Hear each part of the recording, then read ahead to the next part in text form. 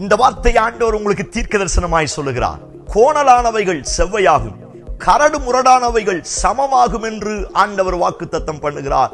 இன்றைக்கும் என்னுடைய வாழ்க்கைக்கு விரோதமாய், என் எதிர்காலத்துக்கு விரோதமாய், என் கையின் பிரயாசத்துக்கு விரோதமாய் சில சத்துருவின் வல்லமைகளும் சில மனுஷீக வல்லமைகளும் எனக்கு விரோதமாய் எழும்பி என்னுடைய வாழ்க்கையை கோணலாக்குகிறது, கரடுமுரடாய் மாற்றி போடுகிறது. அவனுடைய வஞ்சனையினால் அநேகருடைய வாழ்க்கை பாழாய் போய்விடுகிறது.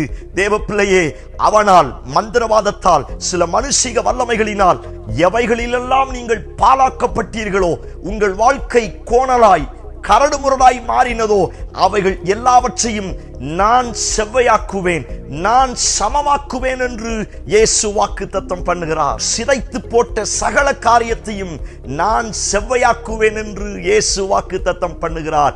அவன் சீரழித்த சகல காரியங்களையும் அவர் செவ்வையாக்க போகிறார்.